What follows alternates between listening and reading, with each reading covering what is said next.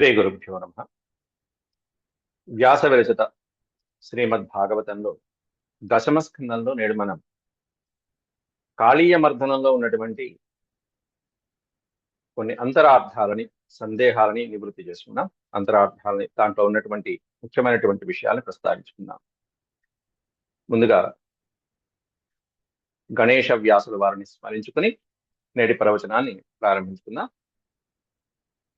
ఓం శుక్లాంబరధరం విష్ణుం శశివర్ణం చతుర్భుజం ప్రసన్నవదనం ధ్యాయేత్ సర్వవిఘ్నోపశాంతయే. వ్యాసం వసిష్ఠనప్తారం శక్తేః పౌత్రమకల్మషం పరాశరాత్మజం వందే సుఖతాతం తపోనిధిం. వ్యాసాయ విష్ణురూపాయ వ్యాసరూపాయ విష్ణవే నమో వై బ్రహ్మనిధయే వాసిష్ఠాయ నమో నమః. నారాయణం నమస్కృత్య నరం చైవ నరోత్తమం దేవీం సరస్వతీం వ్యాసం తతో జయముదీరయేత్. హరి ఓం. గత పాఠంలో ఇప్పటి వరకు మనం 16, 17 అధ్యాయాలు, 2 అధ్యాయాలు మనం ప్రస్తావించుకోవడం జరిగింది. భాగవతంలో దశమ స్కందంలో ఈ 2 అధ్యాయాల్లో కూడా కాళీయుని యొక్క గర్భాన్ని స్వామి ఎలా అలంకరించారు అనేటువంటిది చెప్పుకున్నాం. దాంట్లో కాళీయుడి గురించి సంబంధించిన ఒక 4-5 ప్రశ్నల్ని మనం పూర్వం ప్రస్తావించుకోవడం జరిగింది. ఇవి సందేహాలుగా వస్తాయి, వీటిని మనం ఎలా పరిష్కరించుకోవచ్చు అనేటువంటిది కూడా మనం తెలుసుకోవచ్చు. దాంట్లో మొదటిది ఏంటంటే, గరుత్మంతుడి యొక్క శాపం ప్రకారం, అంటే గరుత్మంతుడికి ఎప్పుడైతే సౌభరి అనేటువంటి మహర్షి శాపం పెట్టారో, ఆ శాపం ప్రకారం చేపలని తినటం వలన ఇక్కడ గరుత్మంతుడు మరణిస్తాడు అనేటువంటిది ప్రయోగించడం జరిగింది శ్లోకంలో. అలాంటప్పుడు కాళీయుణ్ణి సంహరించవచ్చు కదా, చేపల్ని శాపం పెట్టారు కానీ కాళీయుణ్ణి, సర్పాలని గురించి కాదు కదా, కాబట్టి సర్పాలని ఈ కాళీయుణ్ణి సంహరిస్తే తప్పేం లేదు కదా అనే సందేహం వస్తుందేమో అనేటువంటిది ఒక సందేహంగా మనం అడిగాం జరిగింది. దానికి కూడా ఈరోజు మనం చర్చించుకుందాం. రెండోది ఏంటంటే, ఈ కాళీయుణ్ణి ఎందుకు శాపం పెట్టలేదు సౌభరి అనేటువంటి మహర్షి? ఎందుకంటే ఒక చేపను తిన్నందుకే గరుత్మంతుడికి శాపం పెడితే, మరి ఆ సౌభరి మహర్షి అనేకమైనటువంటి జలచరాలని సంహరింపజేసినటువంటి కాళీయుడి యొక్క విషాగ్ని, దానికి కారణమైనటువంటి ఆ కాళీయుణ్ణి, ఆ సర్పాన్ని ఎందుకు శపించలేదు అనేటువంటిది రెండో ప్రశ్న అయితే, మూడోది, ఈ కాళీయుడు మిగతా సర్పాలకు ఎందుకు చెప్పలేదు ఈ విషయాన్ని? మిగతా సర్పాలు కూడా చెప్పి ఉంటే అవి కూడా వాటి ప్రాణాన్ని రక్షించుకుని ఉండేవి కదా ఇక్కడికి వచ్చి అనేటువంటిది ఒకటి. ఇంకోటి, నాలుగో ప్రశ్న, బలరాముడు ఈ కాళీయుడి దగ్గరికి వెళ్లే సందర్భంలో, శ్రీకృష్ణ పరమాత్ముడు మొట్టమొదట వచ్చినటువంటి సందర్భంలో యమునా హృదానికి బలరాముడు ఆ ప్రదేశంలో ఎందుకు లేడు? తర్వాత ఎప్పుడో వచ్చాడు. ఎప్పుడు తల్లిదండ్రులందరూ కంగారు పడుతూ ఆవేశపడుతూ ఉంటే నవ్వుతూ, చిరునవ్వు నవ్వుతూ, ఏం కాదులే మీరేం కంగారు పడకండి అంటూ వచ్చాడు. కానీ మొదట్లో లేడు. అలాగే ఐదో ప్రశ్నగా, అనుకోకుండా 17వ అధ్యాయం చివరిలో దావాగ్ని సంభవించింది అని, ఆ దావాగ్నిని స్వామి అలా తన హాయిగా ఆచమానం చేసినట్టుగా అగ్నిని స్వాహా చేశారు. అగ్నిని కాస్త మొత్తం అంతా ఆ దావాగ్నిని అంతమొందించారు అనేటువంటి శ్లోకం ఒక్క శ్లోకంలో ముగించేశారు. అలా ఉన్నట్టుండి దావాగ్ని కలగడానికి ఇట్లాంటి వాటికి ఏమైనా కారణాలు ఉన్నాయా అనేటువంటిది మనం చర్చించుకోవచ్చు. అసలైతే ఇవన్నీ చిన్న చిన్న సందేహాలే. మనం ఇంకొంచెం దాని నుంచి ఏమైనా తత్వం తెలుసుకోవచ్చా అనేటువంటి విషయం. ఎందుకంటే సౌభరి అనేటువంటి మహర్షి దగ్గరికి వచ్చేటప్పటికి నాకు ఒక సందేహం కలిగింది. ఎక్కడైనా ఒక మహర్షి గాని, ఒక ముని గాని వచ్చారు అంటే వారి యొక్క తత్వాన్ని, ఆ కథని, ఆఖ్యానాన్ని చెప్పకుండా వెళ్ళకూడదు. ఇంకాస్త వివరంగా తెలుసుకుని వెళ్తే మంచిదని నా ఉద్దేశం. ముఖ్యంగా అనేకమైనటువంటి విషయాలు ఆ మునులు అంతకుముందు పురాణాల్లో కానీ, లేకపోతే ఇక్కడే భాగవతంలో అంతకుముందు ఎక్కడైనా ఉన్నటువంటి విషయాల్లో కానీ ఈ ముని గురించి ప్రస్తావన ఎక్కడ ఉందా, వారి తత్వాన్ని మనం తెలుసుకుని వెళ్తే ముందు ముందు చెప్పుకునేటువంటి అధ్యాయాలు ఇంకా సులభతరం అవుతాయి, సార్థకమవుతాయి. అందులో నా వివేకానికి తగ్గట్టుగా పెద్దలు అందించినటువంటి అనేకమైనటువంటి సమాధానాలకు తగ్గట్టుగా నేను కూడా ప్రయత్నిస్తున్నాను. వీటికి సమాధానాలుగా నాకు వాట్సాప్ లో మన గ్రూప్ లో కొంతమంది పంపించారు. చాలా సంతోషం మీరు ప్రయత్నించినందుకు. అవన్నీ కరెక్టే, మీరు పంపించినటువంటివన్నీ కూడా కరెక్టే. వాటినే ఇంకొంచెం విడమర్చి నేను మీ ముందు ఉంచుతున్నాను అంతే. అయితే దీంట్లో సౌహరి మహర్షి యొక్క వృత్తాంతం చెప్పుకోవాలి మనం. మాంధాత సమయం వాడు, అయోధ్యను పరిపాలించినటువంటి మాంధాత చక్రవర్తి ఎట్లాంటి వాడు మనందరికీ తెలుసు. ఆ సమయంలో ఉన్నటువంటి మహర్షి సౌహరి మహర్షి. 12 సంవత్సరాలు జలములోనే ఉండి తపస్సు చేసినటువంటి వాడు. అనేకమైనటువంటి ప్రాంతాల్లో ఉంటే ఇంద్రుడు ఎక్కడ ఇబ్బంది కలిగిస్తాడో తపస్సుకి అని చెప్పి నిష్ఠగా 12 సంవత్సరాలలో ఆ జలాల్లోనే ఉంటూ తపస్సు చేసి ఎంతో యోగ శక్తిని అభ్యసించినటువంటి వాడు, తపశక్తిని అభ్యసించినటువంటి వాడు. అయితే క్రమక్రమంగా ఏం జరిగిందంటే ఆ జలములలో ఉన్నటువంటి జలచరాలు ఏవైతే ఉంటాయో ఆ జలచరాలు ఈయనకి దృగ్గోచరమయ్యాయి. అంటే వాటిని చూస్తూ గడిపాడు కొంతకాలం. ఆయన తపశ్శక్తి అత్యద్భుతం, చెలించలేదు. 12 సంవత్సరాలంటే మాటగా. దాంట్లో సమందుడు అనేటువంటి ఒక మహామత్స్యం ఒకటి ఉంది. ఆ మత్స్యం పేరు సమందుడు. ఆ చేపలకి రాదు. ఆ చేప భార్యలతో చక్కగా హాయిగా సుఖంగా జీవించడం చూశాడు ఈ సౌభరి అనేటువంటి మహర్షి. సంతోషంగా ఆశీర్వదించాడు. తర్వాత ఈ సమందుడు అనేటువంటి చేప భార్యలతో పాటుగా పుత్రుల్ని కంటం, తర్వాత పౌత్రుల్ని కంటం, ఇట్లా హాయిగా తన యొక్క కుటుంబాన్ని విస్తరింప చేయడం అనేటువంటిది చూశాడు. మొదట్లో తపస్సు చేయటానికి జలాశయంలో దిగినటువంటి ఆ సౌభరి మహర్షి యొక్క సంకల్పంలో కామ క్రోధ లోభ మోహ మదమాశ్చర్యాలు ఏమీ లేవు. కానీ దృగ్గోచరమైనటువంటి విషయాలు ఏవైతే ఉంటాయో అవి మన ఇంద్రియాల్ని పక్కదో పట్టిస్తూ ఉంటాయి. ఒకటి స్థానం, ఒకటి ముఖ్యంగా ఏ స్థానంలో, ఇంకోటి సాంగత్యం ఒకటి. ఆ సాంగత్యంలో ఎవరు ఎట్లాంటి వాళ్ళు ఎలా చేరుతున్నారు, వాళ్ళని చూడంగానే మన మనసు ఎలా మారిపోతున్నది. ఇంద్రియ నిగ్రహం, ఈ ఇంద్రియాలు ఎలా చెలిస్తున్నాయి, ఈ విషయాలు ఏవైతే ఉన్నాయో ఇవన్నీ కూడా మానవుణ్ణి పరిపరి విధాలు పరిగెత్తిస్తూ ఉంటాయి. అలా సామాన్యుడి వలె ఇక్కడ ఈ మహర్షి మనసు చంచలమైంది, కొంచెం చలించింది. దేనివల్ల అంటే జలచరాలను చూసి. ఎవరినో సత్సాంగత్యంలో మహానుభావుడు ఇలా చేశాడు అలా చేశాడని చెప్పి వాళ్ళని చూసి కొంచెం నేర్చుకుంటే పర్వాలేదు, కానీ మత్స్యములను చూసి, మత్స్యరాజు అయినటువంటి ఆ సమంతుడు అనేటువంటి మత్స్యరాజును చూసి సౌభరి అనేటువంటి మహర్షి మనసు చెలించడం అనేటువంటిది ఉంది చూసారా. ఇది ఒక రకంగా ఆయన యొక్క ఇంద్రియాలు ఏమైపోయినాయి, ఆయన తపశ్శక్తి ఏమైపోయింది, ఆయన యోగ సిద్ధి అంతా ఏమైపోయింది అనేటువంటి స్థితికి మనకి ఆలోచింపజేస్తూ ఉంటుంది. కుటుంబంతో హాయిగా గడిపేస్తున్నాడు.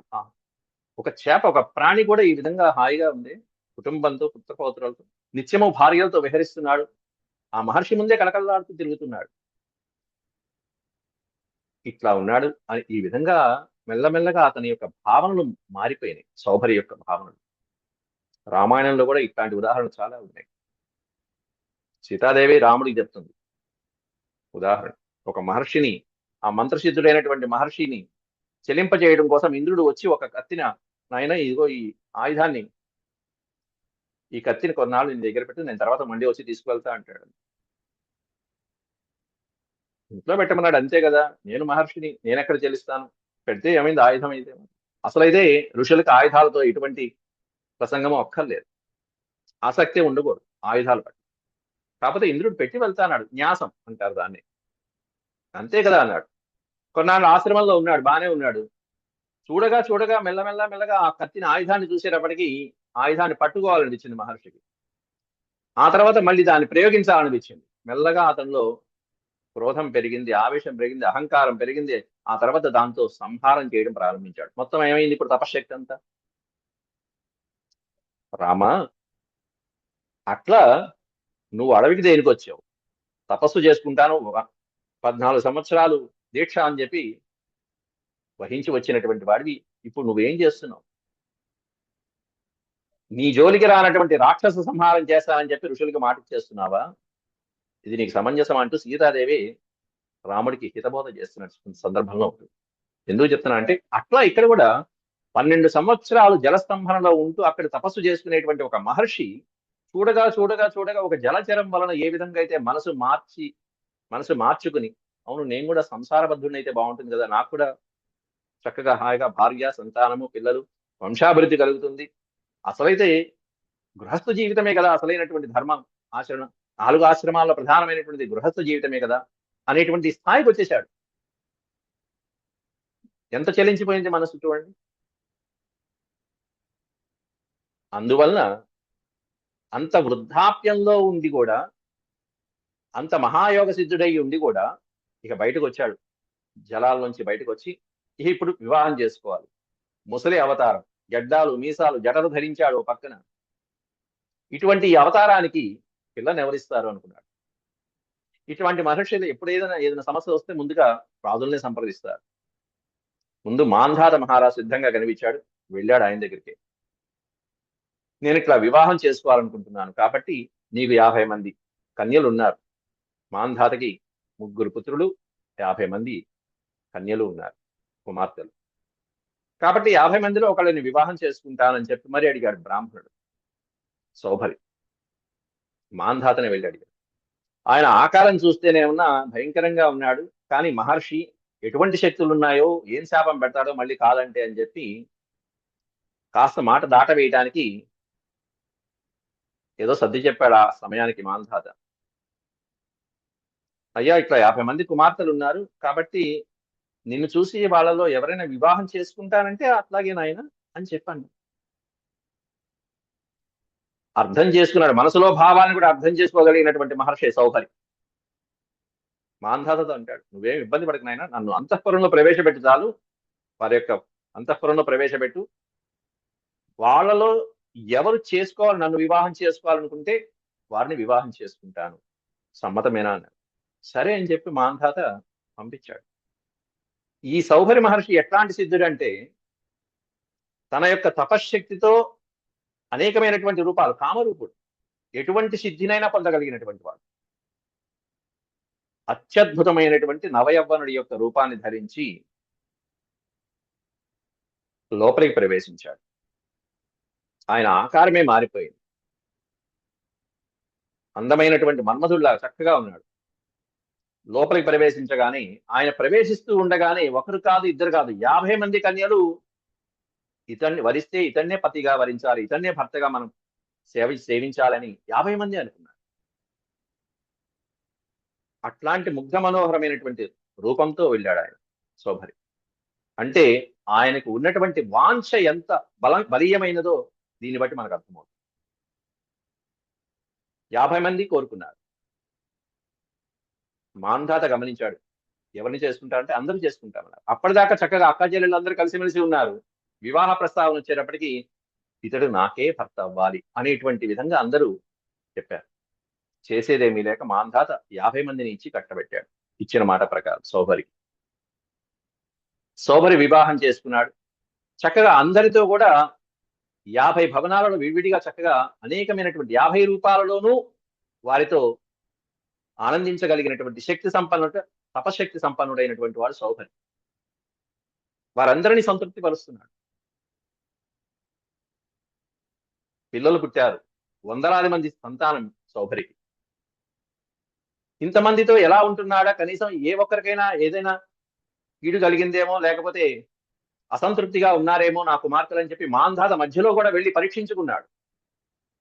కుమార్తెలు స్పష్టంగా చెప్పారు, మేము చాలా సంతోషంగా ఉన్నాం నాన్న. ఆ విధంగా సౌభరి సంసార సాగరంలో భవబంధాలలో నిమగ్నమైపోయాడు. ఎట్లాంటి తపశక్తి సంపన్నుడు, ఏ విధంగా మారిపోయాడు, ఎవరిని చూసి? ఒక మత్స్యాన్ని చూసి, ఒక్క జలచరాన్ని చూసి. అయితే ఇక్కడ మనం అడిగినటువంటి ప్రశ్న ఏదైతే ఉందో ముందుగా ప్రస్తావించుకుందాం. గరుత్మంతుడికి ఇచ్చినటువంటి శాపం. ఈ మత్స్యం గరుత్మంతుడు వచ్చి ఒక మహామత్స్యాన్ని, అందులోనూ సమందుడు అనేటువంటి ఆ రాజునే, మత్స్యరాజునే సంహరించడం జరిగింది. తినేశాడు.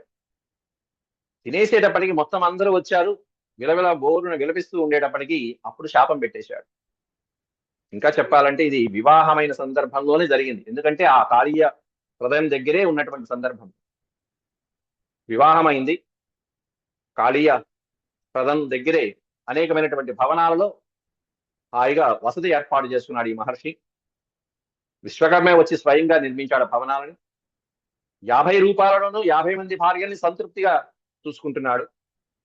ఆ సందర్భంలో గరుత్మంతుడు వచ్చి ఆ మత్స్యరాజుని సమందుడు అనేటువంటి చేపని సంహరించడం జరిగింది. సంహరిస్తే చేపలన్నీ బోరున విలపిస్తూ ఆ ప్రాంతంలో విహరిస్తూ ఉన్నటువంటి ఈ సౌభరి చూశాడు. చూసి ఎందుకు ఇట్లా విలపిస్తున్నారు, ఏమిటి కారణం అంటే, ఇట్లా ఈ భర్తకి ఇలాంటి ఆపద కలిగింది అని. అప్పుడు ఈ చేపలని వీటి యొక్క బాధని చూసి సౌభరి కాస్త గరుత్మంతుడికి శాపం పెట్టాడు. నువ్వు ఈ విధమైనటువంటి పరిస్థితుల్లో ఈ విధంగా సంసారంలో హాయిగా సుఖాలు అనుభవిస్తున్నటువంటి ఒకరిని సంహరించావు, దంపతుల్లో ఒకరిని సంహరించావు కాబట్టి నీవు ఈ ప్రాంతంలోకి వస్తే ఈ చేపలని గనక ఇంకో చేప గనక హాని కలిగిస్తే, ఇంకో ప్రాణి గనక హాని కలిగిస్తే నువ్వు మరణిస్తావు అనేది శాపం ప్రయోగించడం జరిగింది. ముఖ్యంగా కాళీయ హ్రదం అనేటువంటి దీంట్లో ఇది శాపం అయితే, నేను చెప్పినటువంటి విషయం ఏంటంటే చేపలను తింటేనే కదా, మరి కాళీయుణ్ణి సంహరించడం వల్ల ఎటువంటి శాపము ఉండదా అనేటువంటి. దీంట్లో మనం 2 రకాలైనటువంటి విధంగా ఆలోచించవచ్చు. కాళీయ సర్పాన్ని తినటం వలన నిజంగానే అయితే ఎటువంటి ప్రమాదము ఉండదు గరుత్మంతుడికి. ఎటువంటి ప్రమాదం ఉండదు. ఎందుకంటే ఆ తర్వాత కూడా గరుత్మంతుడు చాలా సర్పాలను భక్షించడం జరిగింది. కద్రో కుమారులైనటువంటి వాళ్ళని చాలా మందిని భక్షించాడు ఆ తర్వాత. కాబట్టి కాళీయుడికి మాత్రమే, ఎందుకంటే ఇక్కడికి వచ్చి ఉన్నాడు. అందులో ఏ సందర్భంలో సంహరించానో, ఈ చేపని సంహరించాడు అనేటువంటి విషయం గరుత్మంతుడికి మాత్రమే తెలుసు. మీరు ఒక్కసారి గమనించండి, వాల్మీకి రామాయణంలో వాల్మీకి మహర్షి తమసా నది తీరానికి వచ్చినప్పుడు జరిగిన సన్నివేశం ఇట్లాంటిది. ఆది శ్లోకం. మా నిషాద ప్రతిష్టాం త్వమగమస్యాస్వతీ సమాహ యత్క్రౌంచ మిథునాదేకమవధి కామమోహితం అంటూ తమసా నదీ తీరంలో సంధ్యావందనాలు చేసుకోవడానికి వచ్చినటువంటి మహర్షి కాస్త ఒక వేటగాడు 2 క్రౌంచ పక్షుల మిథునాలలో, మిథునం చక్కగా ఉంది, సంభోగంలో ఉన్నటువంటి ఒక పక్షిని వేటగాడు కాస్త ఒక మగపక్షిని సంహరించేశాడు. ఒక మగపక్షిని సంహరించడం వలన ఆ సన్నివేశాన్ని చూసి దుఃఖావేశపూరితుడైనటువంటి మహర్షి కరుణా రస హృదయంతో వాల్మీకి కాస్త ఈ శ్లోకరత్నాన్ని చదివాడు. మా నిషాద ప్రతిష్టాం త్వమగమస్యాస్వతీ సమాహ. నువ్వు చాలా కాలం పాటిగా అప్రతిష్టని పొందుతావు. యత్ క్రౌంచ మిథునాత్ ఏకమవధి. క్రౌంచ మిథునాలలో ఒకదాన్ని నువ్వు సంహరించావు కాబట్టి నువ్వు శాశ్వతంగా అప్రతిష్టని పొందుతావు అనంగానే అక్కడ బోయేవాడు కాస్త పడిపోయాడు. ఇది అసలైతే రామాయణ గ్రంథానికే మూల శ్లోకంగా చెప్తారు, అంటే ముఖ్యమైనటువంటి శ్లోకం ఇది. దీంట్లో అనేకమైనటువంటి అర్థాలని వర్ణించవచ్చు. 7 కాండాల యొక్క అర్థాలు ఈ శ్లోకంలో ఉన్నాయి. ఇదెందుకు చెప్తున్నానంటే ఇలాంటి సన్నివేశమే ఇప్పుడు ఇక్కడ కూడా జరిగింది. ఇలాంటిదే మహాభారతంలో కూడా పాండురాజు కూడా ఇట్లాంటి సన్నివేశాన్ని ఎదుర్కొన్నాడు. పాండురాజుకు ఉన్నటువంటి శాపం మీ అందరికీ తెలిసింది. ఎలా మరణించాడో మీకు అందరికీ తెలిసింది. ఒక మహర్షి భార్యతో లేడీ రూపంలో సంగమిస్తూ ఉన్నటువంటి సందర్భంలో తెలియక బాణం వేసి కొట్టినటువంటి సందర్భంలో ఆ మహర్షి కాస్త పాండురాజుకు శాపం పెట్టాడు. ఇట్లాంటివి అనేకమైనటువంటి మన రామాయణ భారతాల్లో కనిపిస్తున్నాయి. అంతే ఆనందంలో ఇక్కడ మత్స్యరాజు అయినటువంటి సమందుడు కుటుంబంతో హాయిగా కాలం గడుపుతూ భార్యలతో సుఖంగా ఉన్నటువంటి సందర్భంలో వచ్చి గరుత్మంతుడు వాళ్ళని వియోగం కలిగించాడు. వాళ్ళకి హాయిగా ఉంది పెద్ద కుటుంబం. దాంతో వాళ్ళు బాధపడటము, సౌభరి చూసి తట్టుకోలేకపోవటము, గరుత్మంతుడికి శాపం పెట్టడం జరిగింది. వచ్చి ఇక్కడ ఈ హ్రదంలో గనక చేపలని గనక ఈ విధమైనటువంటి హాని కలిగిస్తే అని చెప్పి శాపం పెట్టాడు. దాంట్లో మనం తీసుకోవాల్సిన అంతరార్థం ఏంటంటే ఈ విధంగా కుటుంబంతో కలిపి సుఖంగా సంతోషంగా గడుపుతున్నటువంటి జలచరాలకి హాని కలిగిస్తే అని దాని ఈ ఒక్క సన్నివేశం గరుత్మంతుడికి మాత్రమే తెలుసు. అది అర్థమైపోతుంది. అందువల్ల అక్కడ చేప అంటే ఎటువంటి సందర్భంలో ఉన్నటువంటి ఆ జలచరము అనేటువంటిది అర్థం చేస్తుంది. అది జలచరం.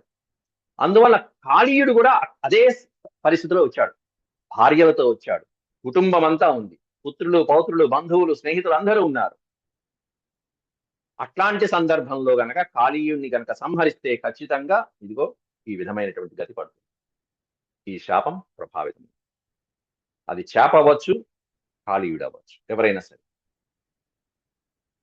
దాని వెనకాల ఉన్నటువంటిది ఏంటంటే ఈ విధంగా హాయిగా కుటుంబంతో ఉన్నటువంటి సందర్భంలో గనక సంహరిస్తే, అంత సుఖంగా ఉన్నటువంటి కాళీయుడిని ఆ కుటుంబం నుంచి వేరు చేయడం తగదు. అయినా చాలా సర్పాలు ఉన్నాయి, మిగిలిన సర్పాలు. అందులోనూ ఈయన గరుత్మంతుల వారు పరమ భాగవతోత్తముడు. ఆయనకి తర్వాత భవిష్యత్ కాలం, భూత భవిష్యత్ వర్తమాన కాలాలన్నీ తెలుసు. కాబట్టి ఇతడికి శ్రీకృష్ణ పరమాత్ముడి చేత జరగవలసినటువంటి సత్కారాదులు తర్వాత ఉన్నాయనేటువంటి విషయం ముందు ముందు అవగతం చేసుకుని హాయిగా చూస్తూ ఉన్నాడు ప్రస్తుతం. ఇది ఒకటి సమాధానం.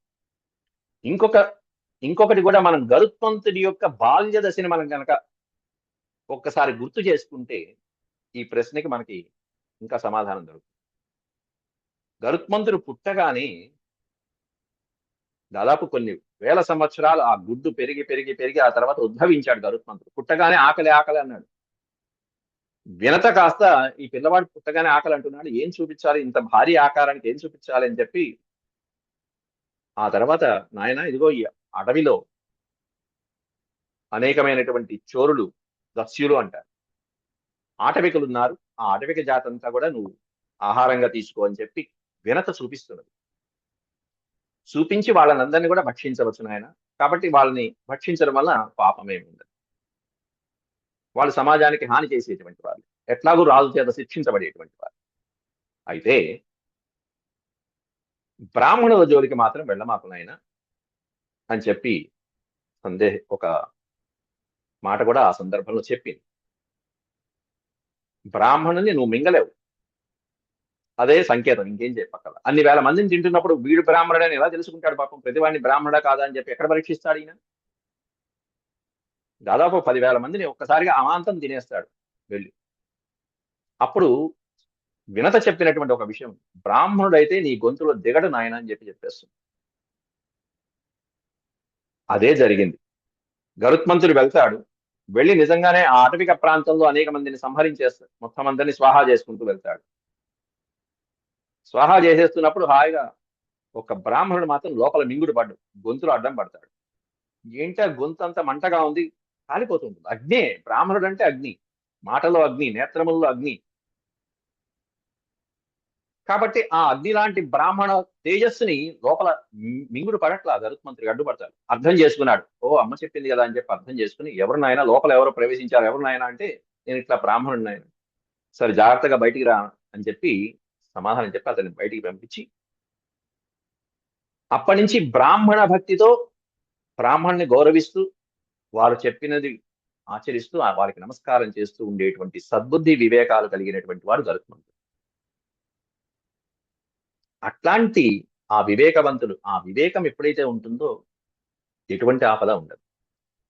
అట్లాంటి గరుత్మంతుడు ఇక్కడ కూడా ఏం చేశాడు అసలైతే? ఇంకోసారి ఇది గజకచ్చపాలని సంహరించేటువంటి సందర్భంలో చెట్టు పైన ఉన్నటువంటి వాలకిల్యులు కూడా, చెట్టు కొమ్మ మీద అలా వాలంగానే కాలు పెట్టంగానే అక్కడ చెట్టు కొమ్మని ఆధారంగా చేసుకుని వాలకిల్యులు అని చెప్పి అంగుష్ట మాత్రంలో 60,000 మంది మహర్షులు తపస్సు చేసుకుంటూ ఉంటారు. ఒక కొమ్మని ఆధారంగా చేసుకుని ఒక్కో మహర్షి ఇంతే ఉంటారు, బొట్టనవేలు పరిమాణంలో. వాలకిల్యులు అంటారు. గరుత్మంతుడు పాలం మోపగానే ఆ కొమ్మ విరిగిపోతుంది. అది కింద పడిందంటే వీళ్ళ తపస్సు భంగం అయిపోతుంది. కాబట్టి అలాగే పట్టుకుని ఆ చెట్టు కొమ్మని పట్టుకుని ఏం చేయాలి, ఎక్కడ పెట్టాలి వీళ్ళందరినీ అని చెప్పి చివరికి కశ్యప ప్రజాపతి తండ్రి దగ్గరికి వెళ్ళి, తండ్రి ఏమిటి పరిస్థితి, ఏం చేయమంటావు అంటే, అప్పుడు కశ్యప ప్రజాపతి మహర్షుల్ని వేడుకొని, నాయన నా పరిస్థితి, కుమారుడి పరిస్థితి ఇది, కాబట్టి ఈ ప్రాంతాన్ని వదిలిపెట్టి మీ కొమ్మని వదిలిపెట్టి ఎక్కడికన్నా వెళ్ళండి అని చెప్పి వేడుకుంటే అప్పుడు వాలకిల్యులు వెళ్ళిపోతారు. బ్రాహ్మణుల యొక్క తేజస్సులు, మహర్షుల యొక్క శక్తి తెలిసినటువంటి వాడు గరుత్మంతుడు. అందువలన మహర్షి శాపం ఇచ్చినటువంటిది ఏ సందర్భము, ఎలా చెప్పాడు, ఇవి ప్రతిదీ కూడా తూచా తప్పకుండా పాటించాడు అక్కడ గరుత్మంతుడు. ఈ హ్రదంలో అన్నప్పుడు ఒకటి పాటించాడు, కాబట్టి ఈ హ్రదం పరిసరాల్లోకి రాకూడదు. మత్స్యములు అన్నప్పుడు మత్స్యం ఏ సందర్భంలో అనేది వాడారు, ఆ సమయ సందర్భాన్ని కూడా చక్కగా చూసుకుని వీడిక్కడ ప్రవేశించాడు, ఇంత కుటుంబంతో ఇంత సుఖంగా ఉన్నాడు, కాబట్టి కాళీయుడి జోలికి వెళ్ళకూడదు. రెండోది మడుగు కూడా ఆయన ఇచ్చినటువంటి ఫార్ములా శ్లోకంలో ఉంది. ఆ శ్లోకంలో ప్రతిదీ పాటించాడు తూచా తప్పకుండా, ఎందుకంటే బ్రాహ్మణుడి మాట, మహర్షి యొక్క మాట. అంత గౌరవ భక్తి ఆ ఇచ్చినటువంటి శ్లోకంలో ఉన్న ప్రతిదీ తూచా తప్పకుండా పాటించినటువంటి వాడు గరుత్మంతుడు అక్కడ. ఇది వివరణ, దీంట్లో మనం చెప్పుకోవాల్సినటువంటి అంశాలు ఇవన్నీ కూడా. ఇంకొకటి, మరి ఈ కాళీయుడికి ఆ మహర్షి ఎందుకు శాపం పెట్టలేదు? ఇంతమంది జలచరాలను సంహరించడానికి కారణమయ్యాడే ఆ కాళీయుడు. ఒక మత్స్యాన్ని సంహరిస్తేనే గరుత్మంతుడికి శాపం పెట్టాడు అని మనం అనుకున్నాం. కానీ గరుత్మంతుడు ఆ మత్స్యాన్ని సంహరింపటం, శాపం కలిగటం, వెళ్ళిపోవటం అయిపోయింది. ఆ తర్వాత జరిగినటువంటిది ఎప్పుడో కొన్ని సంవత్సరాలకి జరిగిన సన్నివేశం ఏమిటంటే ఈ కాళీయుడు రావటం, పదంలో ప్రవేశించడం అనేటువంటి. అప్పటికీ మహర్షి వైరాగ్యభరితుడైపోయి స్వర్గస్థుడు కూడా అయిపోయాడు. ఇంత వందలాది మంది పుత్రుల్ని కన్న తర్వాత ఒక్కసారి తెలుసుకుంటాడు మహర్షి, సౌభరి మహర్షి, అసలు ఏమిటి సంసారం, ఏమిటి బంధాలు, ఏమిటి, ఇంతమంది భార్యల్ని తీసుకున్నాను, నేను పొందాను, హాయిగా సుఖంగా గడిపాను, పుత్రులు ఉన్నారు, పౌత్రులు ఉన్నారు, వీళ్ళతో సుఖంగా ఉన్నాను, దీనికి అంతటికి కారణం ఏమిటి, నేను ఎంత గొప్ప తపశక్తి సంపన్నుని, ఏ విధంగా నా జీవితం ఇలా అయిపోయింది, ఎక్కడ అంటే ఆ చేపలు, ఆ సంసారము, వాటికి నేను ఈ విధంగా వశమైపోవటము, ఇవన్నీ తెలుసుకుని అయ్యో చాలా తప్పు చేశానే, పొరపాటు చేశానే అని చెప్పి భావించుకుని అప్పుడు సౌభరి మహర్షి భార్యలతో పాటుగా వానప్రస్థాన్ని స్వీకరించి చక్కగా అద్భుతమైనటువంటి యోగ సిద్ధి ద్వారా యోగాగ్నిలో భస్మమైపోయి స్వర్గలోకస్తుడైపోయాడు. ఆ తర్వాత జరిగింది కాళీయుడు రావటం, పదాన్ని కలుషితం చేయడం, విషాగ్నులతో ముంచడం, తద్వారా మొత్తం జలచరాలు నాశనమైపోవడం. కాబట్టి ఇక్కడ శాపం పెట్టడానికి మహర్షి లేడు. ఇది రెండవ ప్రమాదం. ఇంకొకటి మనం చెప్పుకున్నటువంటి అంశం, ఈ బలరాముడు ఆ ప్రదేశంలో ఎందుకు లేడు? మీరు ఒక్కటి గమనించండి, మనం దశమాస్కందంలో మనం ఇప్పటికీ సర్పాలకి సంబంధించినటువంటి 2 ఆఖ్యానాలు చూసాం. ఒకటి అఘాసురుడి యొక్క వధ, రెండోది కాళీయ మర్దనం. ఈ 2 సందర్భాలు సర్పానికి సంబంధించినటువంటి అంశాలు. సర్పానికి సంబంధించినటువంటి అంశాలు ఎప్పుడొచ్చినా ఆదిశేషుడైనటువంటి బలరాముడు పక్కన ఉండవలసి వస్తే, ఎందుకంటే సోదరులే, ఆదిశేషుడు సోదరులే వీళ్ళందరూ. ముఖ్యంగా బలరాముడి యొక్క ముఖ్యమైనటువంటి అవతారాల్లో ఉన్న గొప్ప ఘట్టం ఏంటంటే శ్రీకృష్ణ పరమాత్ముడికి ఎప్పుడు ఎదురు చెప్పడు. కాబట్టి పరమాత్ముడు చేసేదంతా కూడా సమర్థించుకుంటూ వెళ్ళాలి. ఆయన ఏం చేస్తాడు? వాళ్ళకి మోక్షోపాయం కలిగిస్తాడు, లేదా కాస్త దండిస్తాడు, వివేకాన్ని కలిగిస్తాడు, వాళ్ళలో అహంకారాలను తగ్గిస్తాడు. ఇదే కదా, అది బలరాముడికి తెలుసు. కాబట్టి తప్పు చేసినటువంటి వాడిని సరిదిద్దటం ప్రభువుగా బాధ్యత. అందులో పరమాత్ముడు ముఖ్యంగా కలగజేసుకుంటున్నారంటే ఆదిశేషుడైనా సరే వెనక్కి తగ్గాల్సిందే, ఒక అడుగు ఆగాల్సిందే. అలా ఆగినటువంటి సందర్భాలు, అఘాసురుడి వధ సందర్భంలో చూడండి, బలరాముడు లేడు, శ్రీకృష్ణుడే మిగతా బాలకులందరినీ రక్షించాడు, అక్కడ లేడు. ఇక్కడికి వచ్చేటప్పటికి ఈ సందర్భంలో, కాళీయ సందర్భంలో చివరికి వచ్చాడు, అది కూడా నవ్వుతూ తెలుసుకుని తల్లిదండ్రులు ఆపడానికి వచ్చాడు, అంతేగాని కృష్ణుడిని ఆపలా, అక్కడ సమర్థించాడు. ఎందుకంటే తన సోదరుడైనటువంటి ఈ కాళీయుడికి గుణపాఠం, బుద్ధి కావాలి. ఇంకా మంచి ప్రదేశానికి వెళ్ళాడు, ఇంకా అత్యద్భుతమైనటువంటి సంవత్సరాలు హాయిగా జీవించాడు, స్వామి అనుగ్రహం కలిగింది, ఇంతకంటే ఏం కావాలి? అందువలన ఇటువంటి సందర్భాల్లో ఇటువంటి సర్పాలకు సంబంధించినటువంటి అంశాలు వచ్చినప్పుడు బలరాముడు దగ్గర ఉండక్కర్లేదు. ఇవన్నీ కూడా అంశాలు, ముఖ్యమైనటువంటి అంశాలు. ఇంకొకటి, సమయం అయిపోతున్నది కాబట్టి కొంచెం తగ్గించుకుంటున్నాను నేనే, ఇంకా చెప్పవలసినవి చాలా ఉన్నాయి.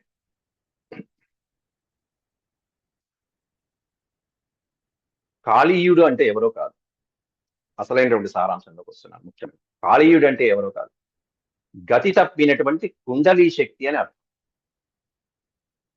కుండలిని శక్తి మనకి యోగ సాధకులైనటువంటి వాళ్ళు, యోగా ప్రాక్టీస్ చేస్తున్నటువంటి వాళ్ళు, యోగం ప్రాక్టీస్ చేస్తున్న వాళ్ళు మీకు తెలుసు.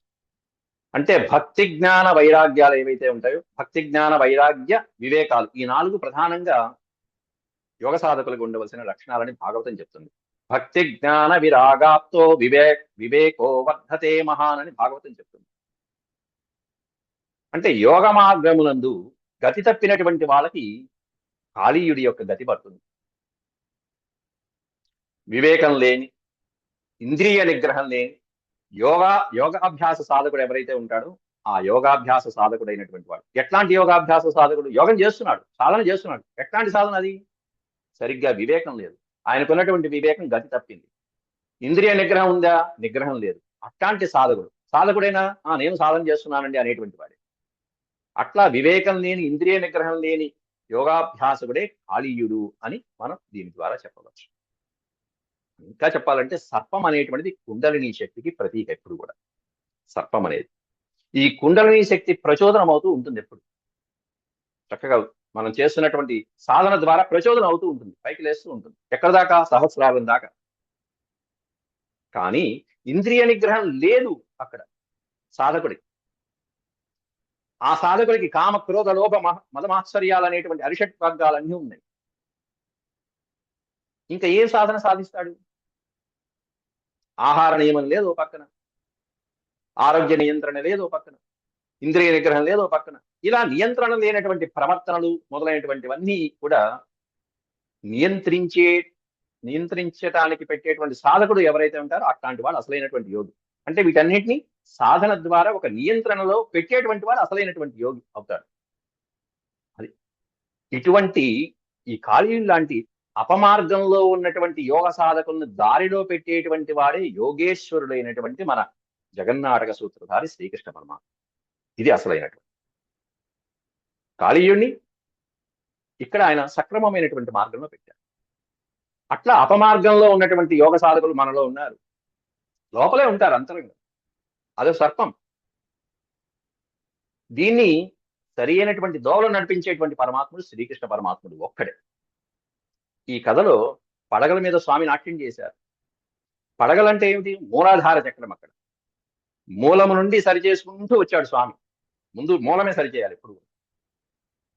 కాబట్టి పడగల మీద నాట్యం చేశాడు. తద్వారా తోకని పట్టుకున్నాడు, తోకని పట్టుకుని నిగ్రహించేశాడు. అది ఎన్ని పడగలు ఎత్తుతుంటే అన్ని పడగల మీద ఆయన పాదం మోపాడు, నిగ్రహించేశాడు. ఆ తోకని పట్టుకోవడం ముందు చూసారా? ఆ పట్టుకోవడం అంటే సహస్రారం అనేటువంటి అమృతమును స్వామి అందించడం. అక్కడ సహస్రారం అనేటువంటి అమృతం అది. ఎందుకంటే మనం కూర్చున్నప్పుడు మూలాధారం కింద ఉంటుంది, అవి పడగలు. తోక సహస్రారం పైన బ్రహ్మకపాలంలో, బ్రహ్మరంధ్రం దగ్గర. కాబట్టి సాధకుడైనటువంటి వాడు ఆ మూలాధారం మీద పరమాత్ముడైనటువంటి బలమైనటువంటి పాదాలు, ఆయన పాదాన్ని ఆశ్రయించినటువంటి వాడికి ఈ తోక ద్వారా, ఆ వెన్నుపూసలోంచి వెళ్తున్నటువంటి ప్రధానమైనటువంటి నాడుల ద్వారా ఆ సహస్రారం అనేటువంటి అమృతధారల్ని అందుకోవచ్చు ఎప్పుడైనా సరే. కాళీయుడిలా ఉంటే ఇగో ఈ విధంగా మార్చుకోవాలి. ఎప్పుడైనా సాధకుడైనా ఉపాసన చేయాలి. ఎలా చేయాలంటే పరమాత్మనే పట్టుకోవాలంతే. దీనికే మరొక వివరణ ఇస్తా. కుండలిని యోగానికి అధిపతి ఎవరై అంటే వల్లీ సహిత సుబ్రహ్మణ్యేశ్వర స్వామి. యోగులు ఏ ఆధారంతో అయితే మూలాధారం నుంచి సహస్రారం వరకు ప్రయాణిస్తారు, ఆ సుషుమ్నా నాడి మధ్య ప్రదేశంలో అలా పైకి ప్రయాణించి ఈ కనుబొమ్మల మధ్యలో 3 చుట్లు చుట్టుకుని 4వ చుట్టు సగం చుట్టుకుని తల లోపలికి పెట్టుకుని నిద్రపోతున్నట్టుగా ఉంటుంది ఈ కుండలిని శక్తి. అది 2 కనుబొమ్మల మధ్యలో 3 చుట్లు చుట్టుకుని 4వ చుట్టు సగం చుట్టుకుని ఉంటుంది. ఈ చుట్టునే వల్లి అంటారు. ఈ సహస్రారానికి అధిపతి ఎవరయ్యా అంటే సుబ్రహ్మణ్యుడు. కాబట్టి ఈయన వల్లీపతి అంటారు. సుబ్రహ్మణ్యేశ్వర స్వామికి వల్లీపతి, ఎందుకంటే దీనికి అధిపతి ఆయన సహస్రారానికి. అలా యోగ సాధన సందర్భంలో మన ఆకారం ఎట్లా ఉంటుందంటే పుట్ట ఆకారంలో ఉంటుంది. మనసు కూర్చున్నప్పుడు పొజిషన్ కూడా చూడండి, ఒక ట్రయాంగిల్ ఆకారంలో, త్రిభుజం ఆకారంలో ఉంటుంది కూర్చున్నప్పుడు. అంటే మూలాధారం ఏమన్నా కింద ఉంటుంది, పాము చుట్టుకొని కూర్చున్నట్టుగా ఉంటుంది. ఆ చుట్టుకుని ఉన్నటువంటి పాము పైకి లేవటం అంటే ఏంటి? అంతరార్థం దాంట్లో అంటే మనలో ఉన్నటువంటి మూలాధారం నుండి వెన్నుముక ద్వారా సహస్రారం దాకా సాధకుడికి కుండలిని శక్తి ఊర్ధ్వగమనంలో ప్రయాణించేటువంటి సంకేతం అది. మనం పుట్టలో పాలు పోస్తుంటాం చూసారా? ఇదే సంకేతం. పుట్టలో పాలు పోస్తున్నామంటే పుట్టలో ఉన్నటువంటి రంధ్రం దేనికి సంకేతం? మన బ్రహ్మ కపాలానికి సంకేతం. బ్రహ్మరంధ్రం, కపాలం మీద ఉన్నటువంటి బ్రహ్మరంధ్రానికి సంకేతం. పుట్టలో పాలు పోయటం అంటే ఆ తెల్లటి జ్ఞానం అనేటువంటి అమృతాన్ని మన బ్రహ్మరంధ్రం ద్వారా మనలో నింపటానికి సంకేతం. అది శక్తిహస్తం విరూపాక్షం శిఖివాహం క్షడాననం దారుణం రిపురోగగ్నం భావయే కుకుటధ్వజం. అట్లాంటి సహస్రారం వరకు వెళ్ళేటువంటి అత్యద్భుతమైనటువంటి యోగ శక్తిని మూలాధారంలోని అహంకారాదులైనటువంటి అజ్ఞానంతో ఆ పడగల మీద అలాగే ఉండిపోతే సాధకుడు ఇంకేం పైకి చేస్తాడు? కాబట్టి అది దేవాలయం అంటే స్వామి అనుగ్రహం ఉండాలి. ఆ అనుగ్రహమే ఇక్కడ కలిగింది. ఇది ఒకటి. అందుకే అహంకారాదులు ఉన్నాయి కాబట్టి, ఈ లోభము మదము మాశ్చర్యాలు కలిగాయి కాబట్టి, ఉన్నవాడు కాబట్టి కాళీయుడు దానికి సంకేతమైన వాడు కాబట్టి తన వారికి ఈ విషయాన్ని చెప్పలేదు. ఈ హ్రదంలో ఈ విధమైనటువంటి సౌకర్యం ఉంది, గరుత్మంతుడు ఈ హ్రదం దగ్గరికి రాడు అనేటువంటి తన వారికి కూడా చెప్పుకోకుండా తాను ఒక్కడే ఈ హ్రదంలో జీవిస్తూ సుఖాలు అనుభవించాడు. తర్వాత స్వామి చేత అనుభవించవలసింది. మొత్తం అంతా ఏమైంది? అహంకారాలన్నీ పోయినాయి. చివరికి ఎక్కడికి వెళ్ళాడు? మళ్ళీ అందరితో పాటే వెళ్ళాడు, అందరి దగ్గరికి వెళ్ళాడు. ఇవి అతను చేసిన తప్పు. కాళీయుడు ఇటువంటి పొరపాట్లు మనం ఎప్పుడు చేయలేదు అని చెప్పేటువంటి అత్యద్భుతమైనటువంటి ఆఖ్యానం ఈ కాళీయ హ్రదం అనేది. ఇక చివరిది సమయం మించిపోతున్నది, ఒక్క నిమిషమే ఉంది, ఆగిపోవచ్చు. సరే, ముందు శాంతి మంత్రం చెప్పుకున్నా. ఓం శాంతి శాంతి శాంతి. భవేత్ సర్వం క్షమ్యతాం దేవ నారాయణ నమోస్తే సర్వం శ్రీకృష్ణ